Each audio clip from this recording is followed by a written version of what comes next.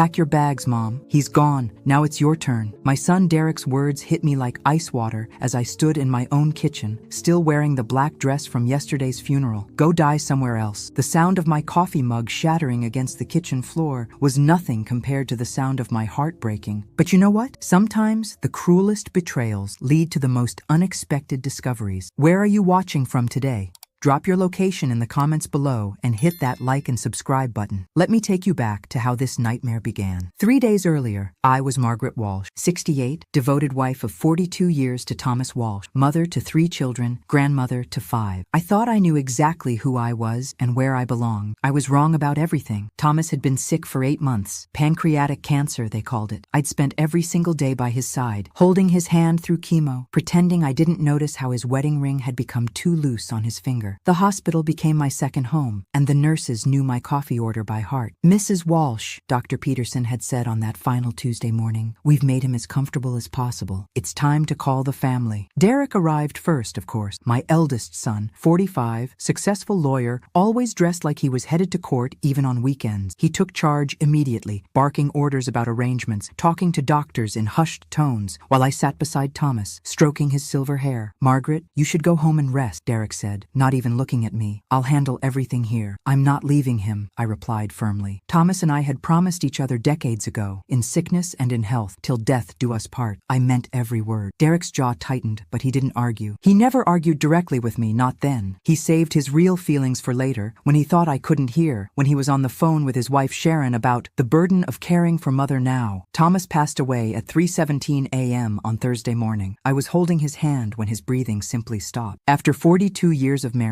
I felt like half of my soul had been ripped away, but I had no time to grieve properly because Derek immediately took over. The funeral home needs decisions now, Mom. What kind of casket? What flowers? What burial plot? Everything became a whirlwind of arrangements I barely understood. Derek made most of the choices, while I sat in a fog of grief, nodding when prompted, signing papers I didn't read. Thomas had always handled our finances, our important paperwork. I trusted Derek to do right by his father's memory. The funeral was everything Thomas would have hated. Too formal, too expensive, too much show. But Derek insisted on giving Dad the send-off he deserved, which apparently meant spending a fortune on flowers and a mahogany casket that cost more than most people's cars. After the service, people came back to our house. My house, technically, though it had never felt like just mine before. Friends from Thomas's work, neighbors, relatives I hadn't seen in years. Everyone kept saying the same things. He's in a better place. At least he's not suffering anymore. You were such a devoted wife. Devoted wife. Yes, I had been. Devoted to the point of losing myself completely in someone else's life. I'd given up my teaching career when Derek was born, given up my dreams of writing, given up my independence piece by piece until I wasn't Margaret anymore. I was just Thomas's wife, Derek's mother, everyone's helper, but nobody's priority. That night, after everyone left, after the dishes were done and the leftover casseroles stored in the refrigerator, I sat alone in my living room and truly felt the silence for the first time. Thomas's chair sat empty, still indented from years of him sitting there reading his newspapers. His reading glasses were still on the side table where he'd left them the morning he went to the hospital for the last time. Derek had stayed to help with cleanup, which mostly meant he sat at the kitchen table making phone calls about settling Dad's affairs. I could hear him talking to someone about life insurance policies, about the house, about what needed to be done to get everything in order. What do you mean the accounts are frozen? I heard him say sharply into his phone. There has to be a way to access the funds immediately. I should have paid more attention to that conversation. I should have asked questions, but I was drowning in grief, and Derek seemed to have everything under control. He'd always been the responsible one, the one who handled complicated things. The next morning, Friday, Derek arrived at 8 a.m. sharp with coffee and a manila folder thick with papers. Mom, we need to talk, he said, settling at my kitchen table like he owned it. I poured myself coffee with hands that still trembled slightly. What about, sweetheart? About your future, about what happens now. Something in his tone made me look up. His expression was businesslike, cold in a way I'd never seen directed at me before. I don't understand. Derek opened the folder and pulled out several documents. Dad left some debts, Mom. More than you know. The medical bills, the funeral costs, costs, the mortgage on this place. It's going to be tight financially. My stomach dropped. How tight?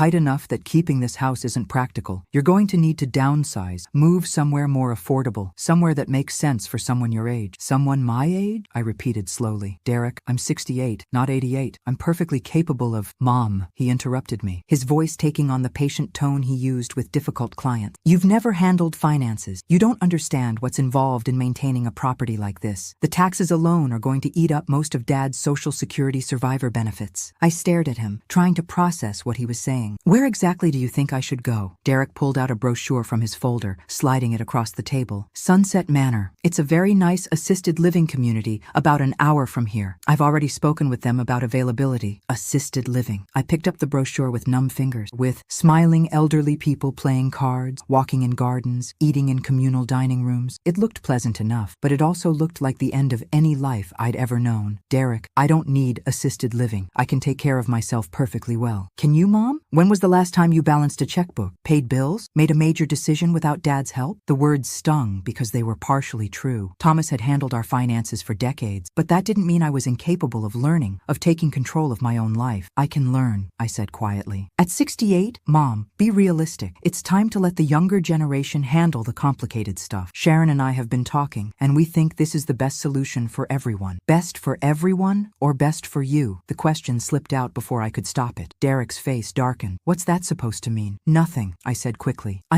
This is all happening so fast. Can't we wait a few weeks? Let me process Dad's death before making major life changes? The bills don't wait, Mom. The mortgage doesn't wait. Every day we delay costs money we don't have. I felt trapped, cornered, completely out of my depth. Derek was the expert, the successful one, the one who understood legal and financial matters. How could I argue with him when I didn't even know where Thomas kept our insurance papers? I need time to think, I said finally. Derek's patience was visibly wearing thin. There's nothing to think about, Mom. This is the reality of the situation. That's when he delivered the words that changed everything. Pack your bags, Mom. He's gone. Now it's your turn. Go die somewhere else. The casual cruelty of it, the way he said it like he was asking me to take out the trash, broke something inside me. This was my son, the boy I'd rocked to sleep, helped with homework, cheered for at baseball games. This was how he saw me now, as a burden to be disposed of. After Derek left, I sat in my kitchen and cried for the first time since Thomas's diagnosis. Not the dignified tears of a grieving widow, but the raw, ugly sobs of a woman who'd just discovered that the life she'd built was nothing but an illusion. But here's the thing about hitting rock bottom. It gives you a solid place to push off from. I spent that entire Friday in a haze of disbelief, wandering through my house like a ghost. Every room held memories I wasn't ready to pack away. The kitchen where Thomas and I had shared morning coffee for decades. The living room where we'd watched our children grow up, where we'd celebrated birthdays and anniversaries. The bedroom where we'd whispered our dreams and fears in the darkness. How do you pack up 42 years in cardboard boxes? By Saturday morning, I'd made a decision. If Derek was right about our finances being a disaster, I needed to see for myself. Thomas had always kept his important papers in his home office, a small room off the main hallway that I rarely entered. It was his space, filled with filing cabinets and banker's boxes that seemed impossibly complicated to me. But complicated or not, it was time I learned the truth about my own life. I started with his desk, looking for bank statements, insurance papers, anything that might give me a clearer picture. What I found made my hands shake. Credit card bills with balances that made my stomach turn. Medical bills marked past due in red letters. Notices from the mortgage company that I didn't understand, but that looked ominous. Maybe Derek was right. Maybe our finances were worse than I'd imagined. That's when I found Thomas's wallet in the top desk drawer, the one the hospital had returned with his personal effect. Inside, along with his driver's license and photos of the grandchildren, was a bank card I'd never seen before. Not our regular checking account card, but something different. Something with a bank name I didn't recognize. First National Private Banking. Private banking? We'd banked at the local credit union for 30 years. What was this? I turned the card over in my fingers, studying it. It looked expensive somehow, heavier than a regular bank card, with Thomas's name embossed in gold letters. Below his name, in smaller print, were the words Platinum Account Holder. The more I stared at this mysterious card, the more questions multiplied in my mind. If we were really in such terrible financial trouble, why did Thomas have an account with a private bank? Why had he never mentioned it? And why did Derek, who seemed to know everything about our finances, not know about this? Sunday morning, I called Derek. "Mom, it's early," he said, sounding irritated. "What do you need?" "I've been going through your father's papers," I said carefully, "and I have some questions about our finances. I told you not to worry about that stuff. It's too complicated, and it'll just stress you out." "Derek, I found a bank card I don't recognize. First National Private Banking. Do you know anything about this?" There was a pause, long enough to make me wonder if we'd been disconnected. "Derek? Oh, that old thing. Dad mentioned it once. It's probably just an old account with nothing in it. You know how he was about never throwing anything away." But something in Derek's voice didn't sound right. He answered too quickly, too dismissively. In my 30 years of teaching, I'd learned to recognize when someone was lying, and Derek was definitely hiding something. "I think I'll go to the bank on Monday and ask them about it," I said, testing his reaction. "Mom, don't waste your time. I'm telling you, it's nothing. Focus on packing for Sunset Manor. I've already put down a deposit." "You put down a deposit without asking me?" "It was necessary to hold the spot. These places fill up fast." After I hung up, I sat in Thomas's chair and stared at that mysterious bank card. Derek had lied to me. I was sure of it. But why? What was he hiding? Monday morning, I dressed carefully in my best navy blue suit, the one I wore to church on special occasions. If I was going to walk into a private bank and demand answers, I was going to look like I belonged there. First National Private Banking was located downtown in a building I'd driven past 1,000 times but never entered. The lobby was all marble and brass, with crystal chandeliers and the kind of quiet that comes from serious money. The receptionist, a young woman with perfectly styled blonde hair, looked at me with polite but distant professionalism. "How may I help you?" I placed Thomas's bank card on her desk. "My husband recently passed away, and I found this among his belongings. I'd like to speak with someone about his account." Her expression changed immediately when she saw the card. The polite distance disappeared, replaced by something like reverence. "Oh my, yes, of course. Please, have a seat. I'll get Mr. Harrison immediately." Mr. Harrison turned out to be a distinguished man in his 60s with silver hair and a way of speaking that suggested he was used to dealing with very important people. He escorted me to a private office that was larger than my living room, with leather furniture and oil paintings on the walls. "Mrs. Walsh," he said, settling behind his massive wooden desk. "First, please accept my condolences on your husband's passing. Thomas was a valued client for many years." "Many years?" I repeated. "How many years exactly?" Mr. Harrison consulted his computer screen. "Mr. Walsh opened his accounts with us in 1995. Nearly 30 years." My heart started beating faster. "Accounts? Plural?" "Yes. He maintained several accounts with us. Checking, savings, investment portfolios, and a safety deposit box." I felt like the room was spinning. "Mr. Harrison, I think there's been a mistake. My husband and I banked at Riverside Credit Union. We've never had accounts here." He looked at me with genuine sympathy. "Mrs. Walsh, many of our clients prefer to keep their private banking arrangements confidential, even from family members. It's not unusual." "Confidential from family members?" I could barely get the words out. "Are you telling me my husband had secret bank accounts?" "I'm telling you that your husband was a very wealthy man, Mrs. Walsh, and now, as his beneficiary, you are a very wealthy woman." The world stopped, completely stopped. "I'm sorry, what did you say?" Mr. Harrison turned his computer screen toward me, and what I saw made my knees weak. Numbers. Lots of numbers. More numbers than I'd ever imagined having in one place. "This can't be right," I whispered, staring at the screen. "This says $2.3 million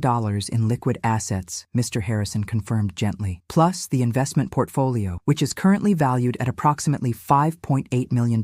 And of course, there are the real estate holdings." "Real estate holdings?" "3 rental properties here in town, plus the vacation home in Colorado that your husband purchased last year." I gripped the arms of my leather chair, feeling like I might faint. "Mr. Harrison, there's been a terrible mistake. We don't have vacation homes. We don't have millions of dollars. We're in debt. My son says we're broke." Mr. Harrison frowned, studying his screen more carefully. "Mrs. Walsh, I'm looking at account activity through last week. These funds are very real, and they're legally yours now. Your husband listed you as the primary beneficiary on all accounts, but the medical bills, the mortgage, the funeral expenses could easily be paid from petty cash without touching the principal investments." Mr. Harrison said. "Mrs. Walsh, would you like me to print out complete account statements so you can review everything in detail?" I nodded, not trusting my voice. While we waited for the printer, my mind raced. If Thomas had millions of dollars, why had Derek been so insistent that we were broke? Why had he rushed me toward assisted living? Why had he already put down a deposit on Sunset Manor without even discussing it with me? The answer, when it hit me, was like ice water in my veins. Derek didn't know about this money, and he was planning to inherit a house he thought was mortgaged to the hilt, never realizing what he was really inheriting. But more importantly, he was trying to get rid of me before I discovered the truth about my own financial situation. situation. Mr. Harrison handed me a stack of papers thick as a phone book. These are comprehensive statements for all accounts. I'd also recommend meeting with our estate planning attorney to discuss your options going forward. My options? Mrs. Walsh, you're a wealthy woman now. You have choices your husband perhaps didn't want you to know about during his lifetime. The question is, what do you want to do with this second chance? I drove home in a daze, the bank statements on the passenger seat like evidence of a crime. Not a crime against the law, but a crime against truth, against trust, against everything I'd believed about my life. Thomas had been secretly wealthy for 30 years. 30 years of me clipping coupons, shopping clearance sales, worrying about every expense over $50. 30 years of him telling me we needed to be careful with money while he was accumulating millions. But even more disturbing was Derek's behavior. My own son had looked me in the eye and lied about our financial situation. He'd manipulated my grief and confusion to rush me into assisted living, probably hoping to gain control of what he thought was a modest inheritance. What he didn't know was that modest inheritance was actually worth over $8 million.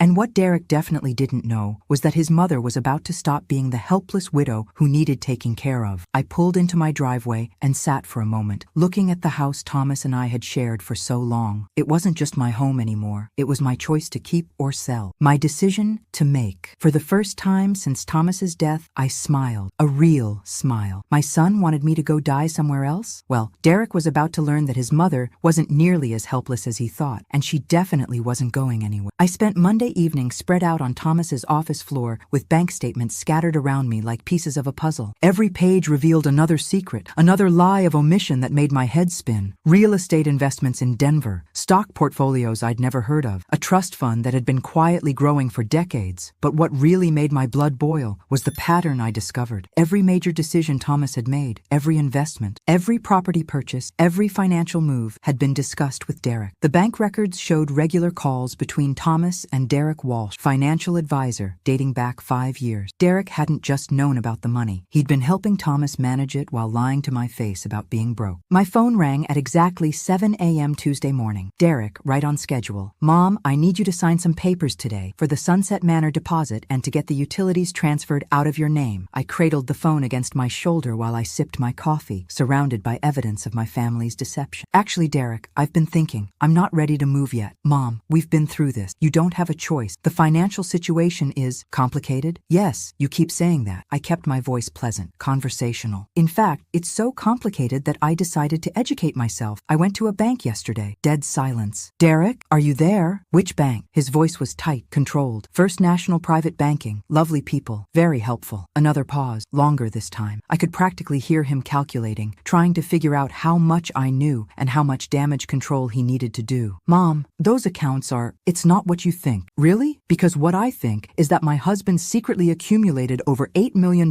while letting me believe we were barely getting by. And what I think is that you've known about this money for years while telling me I need to sell my house and move into assisted living because we're broke. It's more complicated than that. Stop. My voice came out sharper than I'd ever used with him before. Stop telling me it's complicated. Stop treating me like I'm too stupid to understand my own life. And stop lying to me. Derek's carefully controlled facade finally cracked. Fine. Yes, I knew about Dad's money. He made me promise not to tell you because he was worried you'd spend it all on foolish things. He was protecting the family's future. Protecting the family's future from me? His wife of 42 years? Mom, you have no experience with large sums of money. Dad was afraid you'd make emotional decisions, give it all away to charity or fall for scams. He was looking out for you. I almost laughed at the audacity. He was looking out for me by letting me worry about every grocery bill while he had millions in the bank. He was protecting me by keeping me ignorant of my own financial security. Yes, exactly. You've always been too trusting, too generous. Dad knew you'd want to help everyone, give money to the church, pay for the grandchildren's college, donate to every sob story that crossed your path. He was preserving the wealth for the family's real needs. The family's real needs, I see. And I suppose those real needs don't include the actual widow who lived with him for 4 decades? Derek's voice turned cold, businesslike. Mom, you're being emotional. This is exactly why Dad made these decisions. You're proving his point. Emotional. There it was. The word men use to dismiss women's legitimate anger as hysteria. I'd been called emotional for having feelings about discovering my entire marriage was built on financial lies. I'd been called emotional for being upset that my son had conspired to ship me off to assisted living while planning to inherit millions. Derek, I want you to listen very carefully because I'm only going to say this once. I am not moving to Sunset Manor. I am not selling my house. I am not signing any papers you put in front of me. And I am definitely not letting you manage my finances. Mom, you're making a mistake. The mistake was trusting you. I hung up. Within an hour, my doorbell was ringing. Derek stood on my front porch with Sharon, his wife, both of them looking like they were preparing for battle. Mom, we need to talk, Derek said, pushing past me into the house. Sharon followed, her perfectly styled blonde hair and designer clothes, making her look like she was dressed for a country club lunch rather than a family intervention. Margaret, honey, Derek told me about your little visit to the bank. You must be feeling so overwhelmed. Little visit. Feeling overwhelmed. The condescension was so thick I could have cut it with a knife. Actually, Sharon, I'm feeling quite clear-headed for the first time in months. Derek had positioned himself in Thomas's favorite chair, a not-so-subtle power play that made me bristle. Mom, let's be realistic. You've never handled finances. You don't understand investment strategies or estate planning. This money needs professional management. You're absolutely right, I said, settling into my own chair across from them. It does need professional management. I'm meeting with a financial advisor tomorrow morning. Good, Sharon clapped her hands together. Derek can recommend several excellent— Not Derek. The temperature in the room dropped 10 degrees. Mom, Derek's voice carried a warning tone I'd never heard before. Don't be foolish. Family takes care of family. You can trust me to do what's best. Can I? Because from where I sit, it looks like you've been planning to do what's best for Derek, not what's best for me. Sharon jumped in with her sugary sweet voice. Margaret, that's not fair. Derek has spent countless hours dealing with your father's affairs, managing all the complicated legal issues. He's been protecting you from stress and paperwork. You wouldn't understand. Protecting me from stress by lying about our finances and trying to force me into assisted living? It's not assisted living. It's an active senior community, Sharon corrected. They have wonderful programs, social activities. You'd make friends your own age. Friends my own age? I repeated slowly. What's wrong with the friends I have now? Derek leaned forward, his patience clearly exhausted. Mom, face facts. Your social circle is dying off. Mrs. Peterson next door can barely drive anymore. Your book club is down to 3 members. You're going to end up isolated and lonely in this big house. So your solution is to isolate me from everything familiar and dump me in an institution? It's not an institution,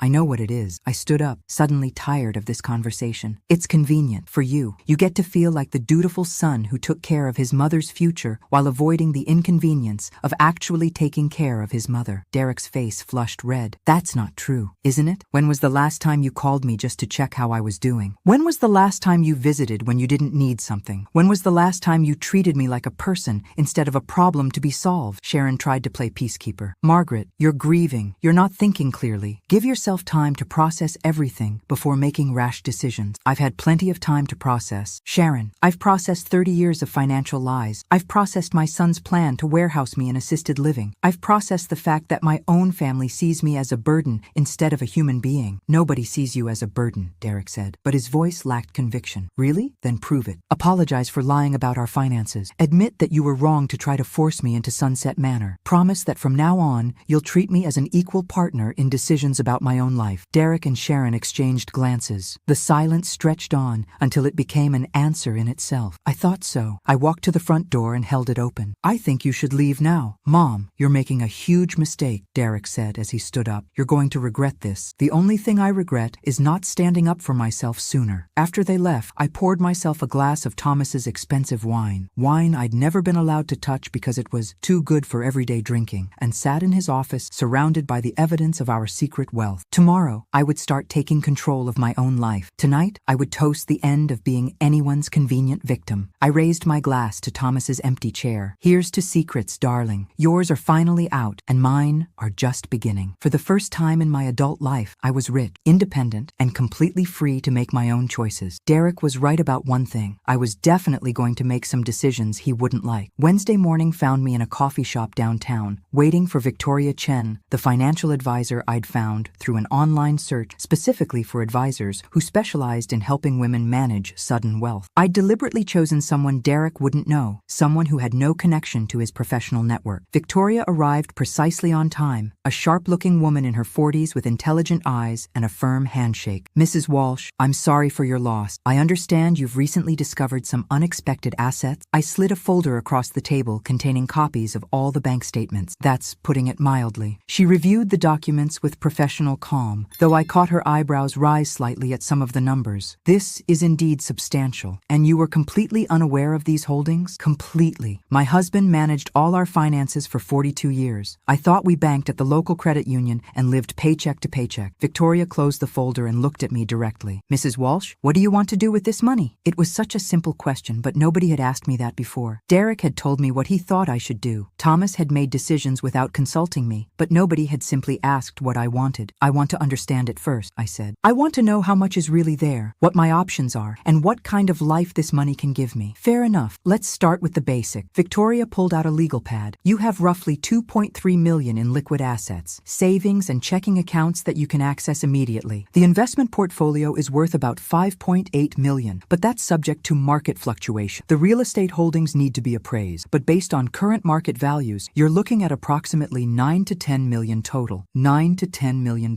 Even hearing it a second time made my head spin. What kind of annual income would that generate? Conservatively managed, about $300,000 to $400,000 per year without touching the principal. More aggressively invested could yield higher returns, but with greater risk. $300,000 per year. That was more than Thomas and I had ever made combined during our highest earning years. Mrs. Walsh, may I ask what prompted this financial discovery? You mentioned your son in our phone conversation. I told her the whole story. Derek's lies about being broke, the pressure to move to assisted living, the discovery of the secret accounts, Derek's admission that he'd known all along. Victoria listened without interruption, taking notes. When I finished, she sat back in her chair with a thoughtful expression. Mrs. Walsh, I've worked with several women in similar situations. Wives who discovered their husbands had been controlling their access to their own financial security. The pattern is unfortunately common. So, Thomas wasn't protecting me from making foolish decisions. Thomas was protecting his control. There's a difference. Victoria's voice was gentle but firm. Controlling access to financial information is a form of financial abuse, even when it's done by well-meaning husbands who think they know best. Financial abuse. I'd never thought of it that way, but the term fit. Thomas had deliberately kept me ignorant and dependent while accumulating wealth that was legally half mine. As for your son, Victoria continued, his behavior suggests he was planning to inherit your estate while positioning himself as your financial guardian. It's a common scenario when family members assume older women can't manage money. What would you advise me to do? First, secure your assets. Change all passwords, establish new accounts in your name only, and revoke any powers of attorney your son might have. Second, take time to learn about your investments before making any major decisions. Third, decide what kind of life you want to live now that you have the freedom to choose. That afternoon, I met with the estate planning attorney Victoria had recommended, James Morrison. His office was in the same building as Derek's law firm, which gave me a small thrill of satisfaction. Derek might run into me in the elevator and wonder what I was up to. Mrs. Walsh, Mr. Morrison said after reviewing my situation, your husband's estate planning was interesting. He set up the accounts to bypass probate, which means you inherited everything immediately without court oversight. But he also structured things in a way that would have given your son significant control if you had remained unaware of the full asset. How so? Your house, for instance, is titled in a way that would have automatically transferred to your son upon your death. If you had moved to assisted living as he suggested, he would have inherited your most valuable asset while you were still alive. My mouth fell open. Are you saying Derek was trying to steal my house? I'm saying your son positioned himself to inherit your estate while you paid for expensive assisted living out of the resources you didn't know you had. It's legally questionable, but not technically illegal since you would have signed the papers voluntarily. But I would have signed them under false pretenses based on lies about our financial situation. Exactly. Which is why I strongly recommend we restructure everything immediately. We spent 2 hours drafting new documents, a will that reflected my actual wishes, a trust that would protect my assets from anyone trying to manipulate me, powers of attorney that gave authority only to professionals I chose, not family members who might have conflicts of interest. Mrs. Walsh, Mr. Morrison said as I signed the final papers, these changes give you complete control over your assets and your decisions. No one can force you into assisted living, sell your house, or manage your money without your explicit consent. When I drove home that evening, I felt different, not just emotionally, but physically. My shoulders were straighter, my grip on the steering wheel more confident. For the first time in my adult life, I was financially independent and legally protected. Derek's car was in my driveway. He was sitting on my front porch swing with a manila folder in his lap, looking like he'd been waiting for a while. When I parked and got out of my car, he stood up with that familiar look of barely controlled impatience. Mom, we need to talk. I brought the Sunset Manor papers for you to sign. I unlocked my front door and walked inside without inviting him to follow. He came in anyway, of course. Derek, I thought I made myself clear yesterday. I'm not moving to Sunset Manor. You're not thinking straight. You're making decisions based on emotion instead of logic. I turned to face him, and something in my expression must have been different because he took a step back. Actually, Derek, I'm making decisions based on facts. Facts I've learned from financial advisors, estate planning attorneys, and banking professionals. Facts you've been hiding from me for years. Derek's face flushed. What attorneys? Mom, you can't trust strangers with family business. They're just trying to sell you expensive services you don't need. The way you were trying to sell me assisted living I didn't need. That's different. I'm your son. I care about your well-being. Do you? I asked quietly. Because caring about my well-being would have meant telling me the truth about our finances. Caring about my well-being would have meant including me in decisions about my own life. Caring about my well-being would have meant treating me like an adult instead of an inconvenient child. Derek slammed the folder down on my kitchen table. Fine. You want the truth? Here's the truth. Dad left you more money than you know how to handle. You're going to get scammed, make stupid investments, give it all away to charities and sob stories. Within 5 years, you'll be broke and expecting me to support you. And if that happened, would you? Would I what? Support me. If I lost everything, would you take care of me? Or would you ship me off to the cheapest nursing home you could find? Derek's silence was my answer. I see. I walked to the kitchen counter and poured myself a glass of water, taking my time. Derek, I want you to leave now. Mom,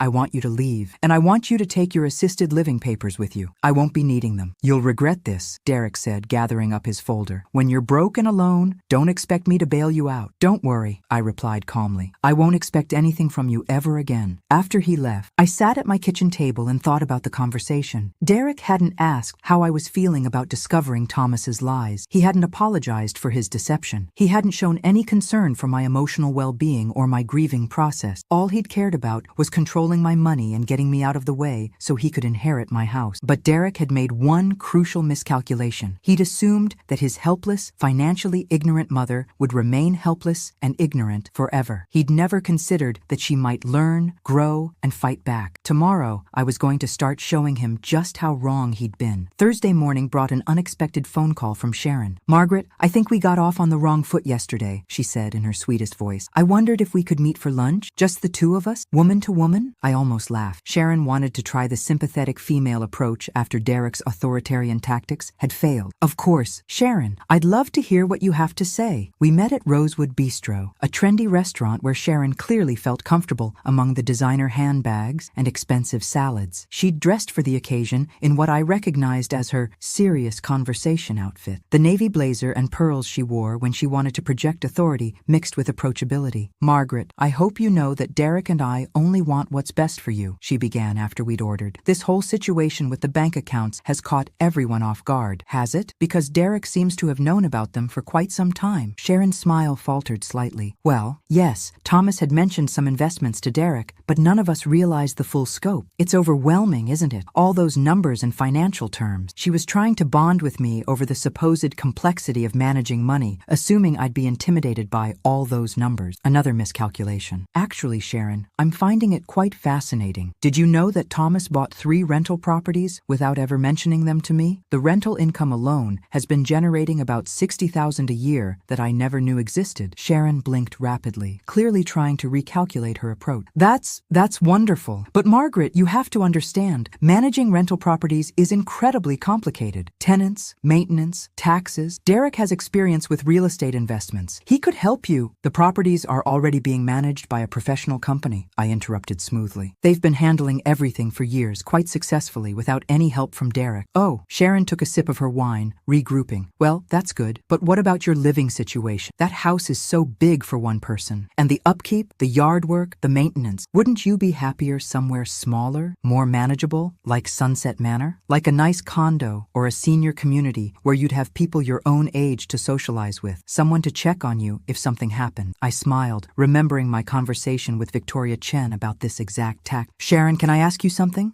When you imagine yourself at my age, do you picture yourself being shipped off to a senior community because your children think you're too old to live in your own home? Sharon's face reddened slightly. It's not the same thing. You've been through a traumatic loss. Thomas took care of everything for so long. It's natural that you'd feel overwhelmed. I'm not overwhelmed, Sharon. I'm angry. Angry? Angry that my husband lied to me for 30 years about our finances. Angry that my son has been planning to inherit my house while shipping me off to assisted living. Angry that both of you seem to think I'm too stupid to manage my own life. Sharon set down her fork and leaned forward, her voice dropping to a confidential whisper. Margaret, honey, Derek is worried about you. He thinks you might be making impulsive decisions because you're grieving, maybe giving money to the wrong people, trusting the wrong advisors. You mean trusting advisors who aren't Derek? I mean trusting strangers who might take advantage of a woman who's just inherited a lot of money. I almost admired the audacity. Sharon was warning me about people taking advantage of me while her husband was actively trying to manipulate me out of my house and my independence. Sharon, let me save you some time. I'm not moving to Sunset Manor. I'm not signing my house over to Derek. I'm not letting him manage my finances. And I'm not going to pretend that any of this is about protecting me when it's clearly about controlling me. Sharon's mask finally slipped completely. Fine. You want to know the truth? That money should be Derek's inheritance. Thomas worked his whole life building that wealth for his family's future, not so you could waste it on expensive lawyers and financial advisors who are just telling you what you want to hear. Derek's inheritance? I repeated slowly. From money that Thomas earned during our marriage? Money that was legally half mine all along? Thomas never intended for you to have complete control over those assets. He set things up the way he did for a reason. Yes, he did. He set things up to keep me ignorant and dependent. But here's the thing, Sharon. I'm not ignorant anymore, and I'm definitely not dependent. Sharon tried one more approach, her voice turning pleading. Margaret, think about the grandchildren. Michael's college fund, Sophie's violin lessons. That money could secure their futures. The grandchildren, I said thoughtfully. You mean the grandchildren Derek never brings to visit me? The ones I haven't seen since the funeral? The ones you use as emotional blackmail when you want something? That's not fair. What's not fair is using children to manipulate their grandmother. What's not fair is trying to convince a grieving woman that she's too incompetent to live in her own home. What's not fair is lying about finances to force someone into assisted living. I stood up, pulling out my wallet. Lunch is on me, Sharon. It's the least I can do for someone who's about to learn that treating people with respect actually matters. That evening, I called my sister Linda in Portland, something I realized I hadn't done in months. Thomas had never liked me running up the phone bill with long-distance calls, so I'd gotten into the habit of keeping conversations short. Margaret, Linda's voice was warm and surprised. How are you holding up? I've been thinking about you constantly since the funeral. I told her everything. Thomas's secret accounts, Derek's lies, the assisted living manipulation, my meetings with financial advisors and attorneys. Linda listened without interrupting, occasionally making small sounds of outrage. That son of a bitch, she said when I finished. Both of them. Thomas for lying to you all those years, and Derek for trying to take advantage of your grief. Linda, language, I said automatically, then caught myself. Actually, no, you're right. They were both sons of bitches. Linda laughed. There's my sister. I was wondering where she'd gone. Margaret, you know what you need to do now? What? You need to live. Really live. You've got more money than you'll ever spend and complete freedom for the first time in your adult life. What do you want to do with it? I looked around my house, really seeing it for the first time in years. Thomas's chair, his books, his carefully controlled environment where nothing was ever moved or changed. His house, his rules, his decisions. I want to travel, I said suddenly. I've never been anywhere except family vacations Thomas planned. I want to see Italy, Paris, maybe take a cruise. Do it. I want to learn things. Take classes, read books Thomas thought were foolish, maybe even go back to school. Do it. I want to help people. Real people with real needs, not Derek's fictional grandchildren's college funds. Margaret, do you hear yourself? You sound like you're planning to actually live instead of just existing. After I hung up with Linda, I sat in Thomas's office, my office now, and opened my laptop. I'd been thinking about this conversation for days, but Linda's words had crystallized something important. I started typing, Derek, by the time you read this, I will have transferred the house deed into a trust that you cannot access.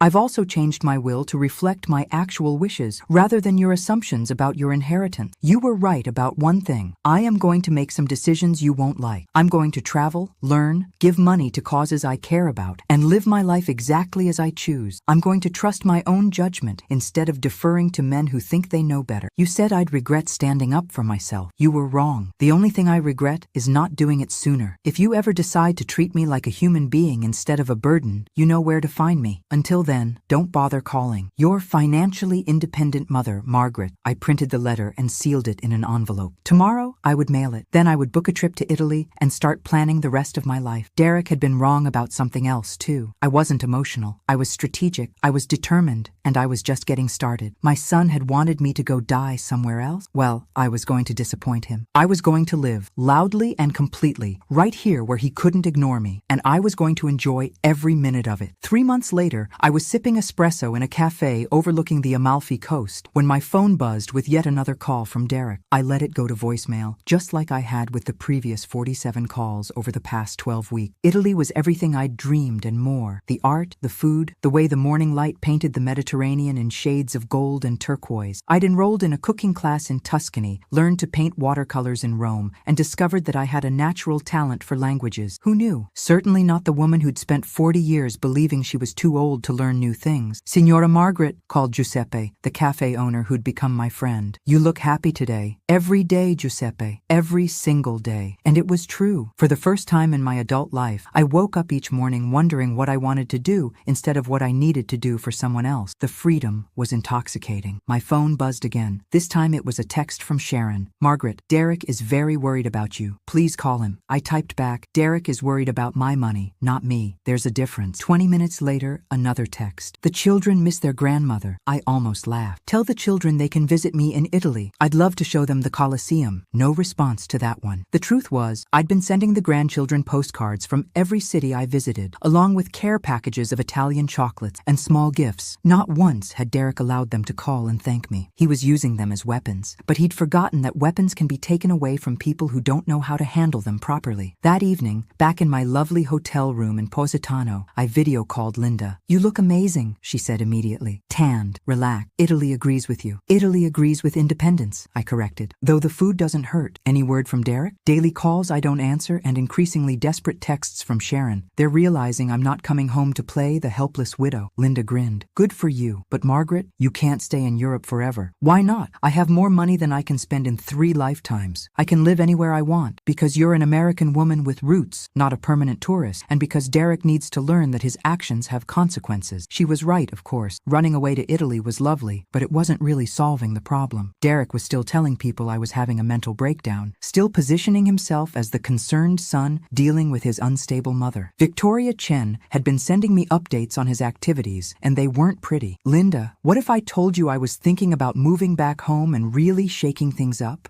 I'd say it's about time. What did you have in mind? Well, I said, settling back against my pillows with a glass of Chianti, I've been thinking about what this town really needs and what Derek really deserves. The next morning, I booked my flight home. 2 weeks later, I was back in my own house, but everything had changed. Not the house itself. That was exactly the same. I was what had changed. 3 months of freedom, of making my own decisions, of being treated like an intelligent adult had transformed me completely. Derek showed up within hours of my return, of course. He must have had someone watching the house. Mom, thank God you're home. He tried to hug me, but I stepped back. We were so worried, disappearing like that without telling anyone your plans. I told you my plans. You just didn't like them. Running off to Europe isn't a plan, it's escapism. You can't solve your problems by running away from them. I poured myself coffee in my own kitchen, marveling at how small and dark it seemed after the sun-drenched cafes of the Mediterranean. Actually, Derek, I wasn't running away from my problems. I was running toward my solutions. What's that supposed to mean? It means I've had 3 months to think about what I want to do with the rest of my life. And I've made some decisions. Derek's face tensed. What kind of decision? I'm starting a foundation. The color drained from his face. A what? A charitable foundation. The Margaret Walsh Foundation for Women's Independence. We'll provide financial literacy education, legal assistance, and temporary housing for women escaping controlling relationship. Derek sat down heavily at my kitchen table. Mom, you can't give away Dad's money to strangers. It's not Dad's money anymore, Derek. It's mine. And I'm not giving it away. I'm investing it in something that matters. You're not thinking clearly. This is exactly what Dad was afraid of. You're making emotional decisions without understanding the financial implications. I pulled out a thick folder from my briefcase and set it in front of him. Actually, I understand the implications perfectly. Victoria Chen helped me structure everything properly. Tax advantages, operational efficiency, maximum impact. We've already filed the paperwork. Derek opened the folder and his face went white as he read. $5 million?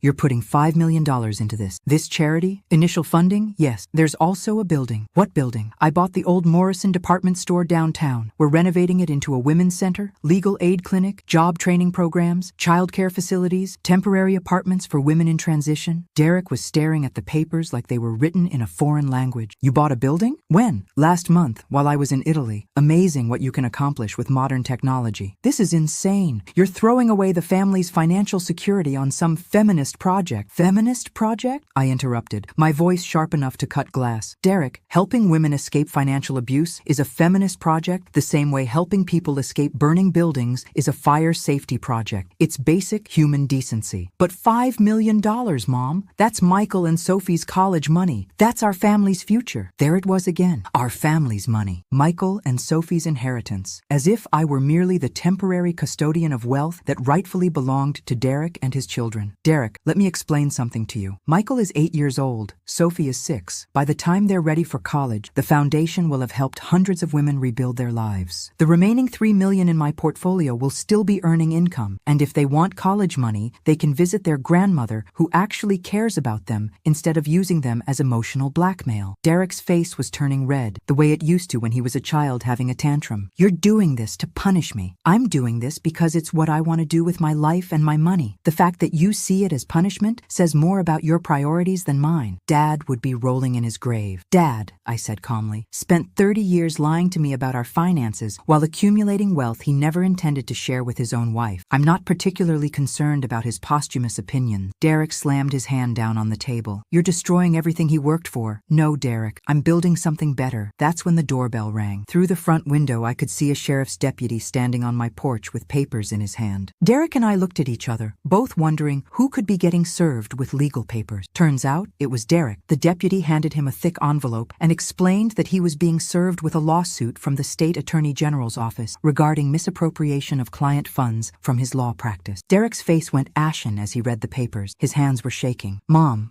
this is what, Derek? It's a misunderstanding, a bookkeeping error. The money was just borrowed temporarily to cover some cash flow issues. Borrowed from client accounts? It's not what it looks like. I was planning to pay it back as soon as Dad's estate was settled. I thought the inheritance would cover everything, and there it was. The truth, finally. Derek hadn't been trying to protect me from financial decisions. He'd been trying to access my inheritance to cover his own financial crimes. How much money are we talking about, Derek? It's complicated. How much? $800,000. I stared at my son, my successful lawyer son who'd spent months lecturing me about financial responsibility, and realized he'd been planning to steal my inheritance to cover his embezzlement. Get out of my house, I said quietly. Mom, please, I can explain. Get out of my house, Derek, and don't come back. After he left, I sat in my kitchen and laughed until I cried. Derek had spent so much time trying to convince me I was too incompetent to manage money while he was literally stealing from his clients. The irony was too perfect to be accidental. Sometimes the universe has a sense of humor about justice. The scandal broke in the local newspaper 3 days later. Prominent attorney under investigation for client fund misappropriation. Derek's mugshot was on the front page, looking haggard and defeated. I was having coffee with my neighbor, Mrs. Peterson, when she brought me the paper. Oh my goodness, Margaret, she said, her eyes wide with shock. Did you know about this? I found out the same time you did, Helen, when the deputy served him papers in my kitchen. But surely you'll help him. He's your son, and you have all that money now. I set down my coffee cup carefully. This was the conversation I'd been expecting, the one where people assumed I'd bail Derek out because that's what mothers do. Helen, if your son stole money from people who trusted him, would you reward that behavior by giving him more money to steal? Well, no, but family is family. Family doesn't steal from clients and then try to steal their mother's inheritance to cover it up. Mrs. Peterson looked confused. What do you mean? I told her the whole story. Derek's lies about our finances, his attempt to force me into assisted living, his plan to inherit my house while I paid for expensive care with money I didn't know I had. So you see, I concluded, Derek wasn't protecting me from bad financial decisions. He was making bad financial decisions and planning to use my money to fix them. My goodness, Mrs. Peterson murmured. I had no idea. Most people didn't. Derek is very good at managing his image. That afternoon, Sharon showed up at my door. She looked terrible. Hair disheveled, makeup smeared, clothes wrinkled like she'd been wearing them for days. Margaret, please, she said before I could even say hello. Derek needs help. The legal fees alone are going to bankrupt us. Come in, Sharon. I led her to the living room, noting how she looked around at my house like she was calculating its value. Derek made mistakes, she continued, perching on the edge of my sofa. But he's not a criminal. criminal. He was just trying to keep his practice afloat during a difficult time by stealing $800,000 from client accounts. It wasn't stealing. It was borrowing. He was going to pay it back. With my inheritance money, Sharon's composure cracked. Margaret, we're going to lose everything. The house, the kids' school, Derek's practice, everything we've worked for. And what do you want me to do about that? Help us. Loan us the money to pay back the clients. Derek can rebuild his practice, pay you back with interest. I studied Sharon's face, seeing the desperation she was trying to hide. Sharon, let me ask you something. 3 months ago, when Derek was trying to force me into assisted living, did you think that was wrong? What?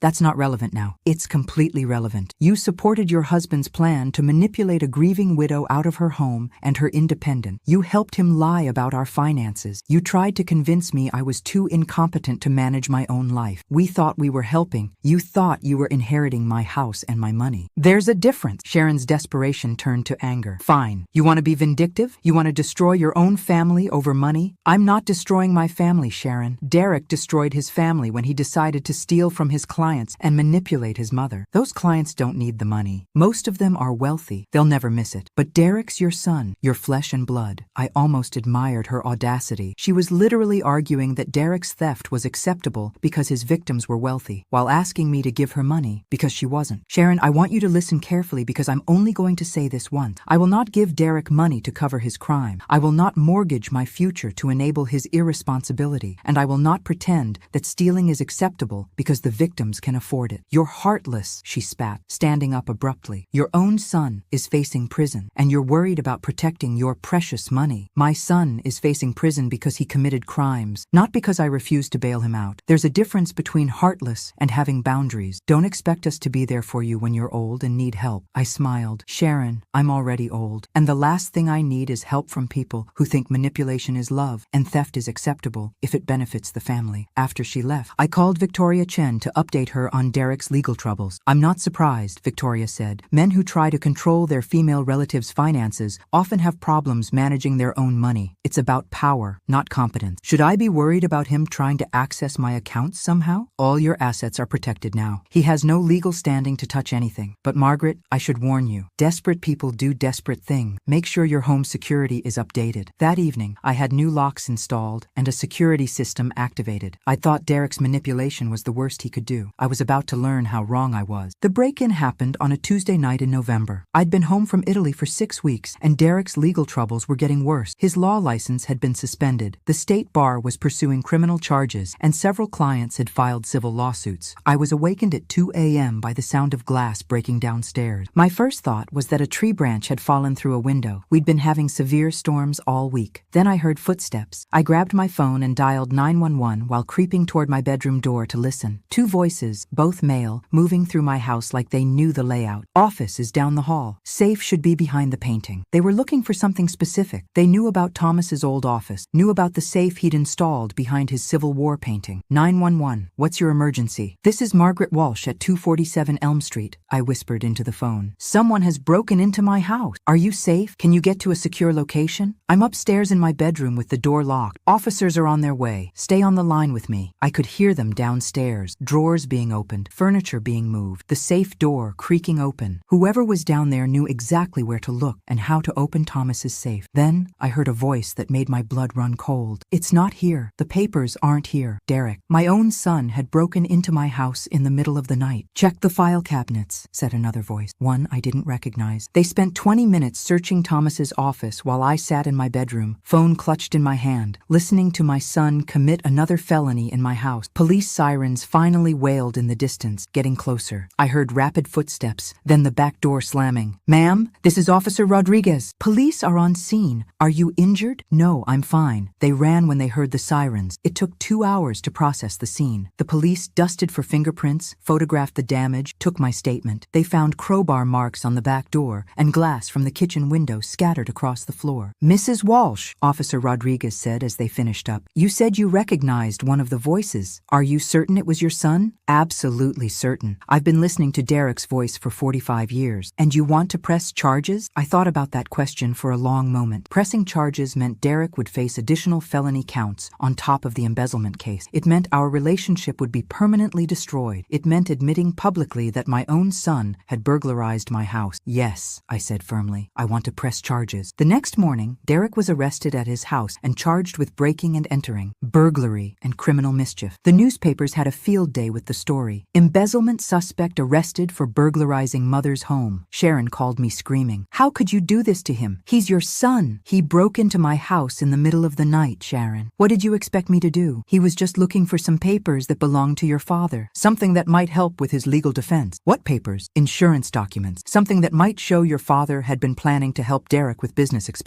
I almost laughed. Derek had been looking for some mythical document that would prove Thomas had approved his theft. When that didn't exist, he decided to create his own evidence. Sharon, there are no papers that would justify stealing $800,000 from client accounts. You don't understand the pressure he's been under. The stress of trying to manage his practice, take care of his family, and worry about your erratic behavior. My erratic behavior? Running off to Europe without telling anyone? Starting this foundation? Refusing to help your own family? Derek's been telling everyone you're having some kind of mental breakdown. And there it was, Derek's backup plan. If he couldn't manipulate me into giving him money, he'd convince everyone I was mentally unstable. He'd been laying the groundwork for months, telling people my behavior was erratic, that I was making irrational decisions, that someone needed to step in and take control of my finances for my own protection. Sharon, I said calmly, Derek is facing federal charges for embezzling money from his clients. He broke into my house in the middle of the night looking for documents that don't exist. Who exactly is having the mental breakdown here? The line went quiet for so long, I thought she'd hung up. Sharon, this isn't over, Margaret. You think you're so smart, but you're just a bitter old woman destroying her own family. And you're an enabler married to a criminal. I guess we both have our roles to play. After I hung up, I sat in my kitchen and realized something profound. I felt relieved. For months, I'd been carrying the burden of Derek's lies, Sharon's manipulations, and my own guilt about standing up for myself. Now that Derek had shown his true character so completely, so publicly, so criminally, I was finally free from any obligation to protect him from the consequences of his actions. My son had made his choices. Now he could live with them. But I had one more choice to make, and it was going to surprise everyone. 6 months later, I was standing in the main hall of the newly opened Margaret Walsh Center for Women's Independence, watching 37 women and their children celebrate the center's official dedication. The old Morrison building had been transformed beyond recognition. Bright, modern apartments filled the upper floors. The ground level housed the legal aid clinic, job training classrooms, and a childcare center that buzzed with happy voices throughout the day. Margaret, this is incredible, said Linda, who'd flown in from Portland for the opening. You've created something amazing here. I smiled, watching a young mother, I'll call Sarah, playing with her toddler in the center's courtyard. 6 weeks ago, Sarah had arrived at our emergency intake with nothing but the clothes on her back and a black eye that was just beginning to fade. Today, she was starting her new job as a paralegal at our legal clinic, living in her own apartment, planning a future that didn't include fear. It's not just about the money, I told Linda. It's about showing women that they have choices they didn't know existed. Speaking of choices, Linda said,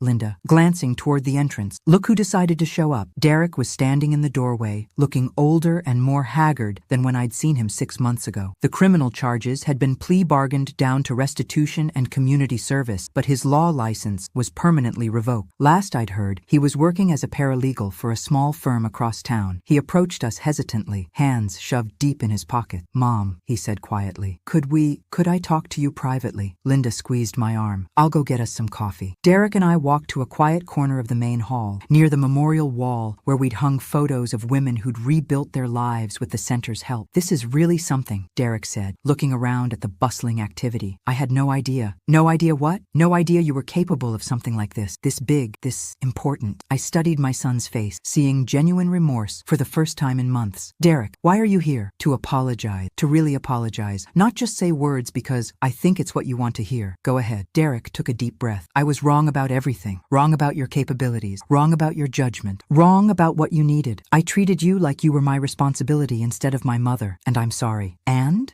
I was planning to use your money to cover my mistakes. I convinced myself it was temporary, that I was protecting the family's asset, but really I was just scared and desperate and looking for someone else to fix my problem. It was the first honest thing Derek had said to me in years. What happened to the man who wanted to put his mother in assisted living because she was too incompetent to manage her own finances? I asked. Derek's face reddened. That man was an arrogant ass who thought success in one area meant he was qualified to make decisions for everyone else. And the break-in? Desperation and stupidity. I thought if I could find some document that showed Dad had planned to help with my business, I could justify what I'd done. It was was criminal, and I'm ashamed. We stood in silence for a moment, watching the women and children who'd found safety and hope in this place I'd built with Thomas's secret money. Derek, do you know why your father really kept those accounts secret? I assumed it was to protect the money from poor investment decisions. That's what he told you. But I found something in his papers after you were arrested. Letters from a financial advisor dating back to the early 1990s. Derek looked confused. What kind of letters? Your father wasn't just accumulating wealth, Derek. He was hiding it from the IRS. About half of that $8 million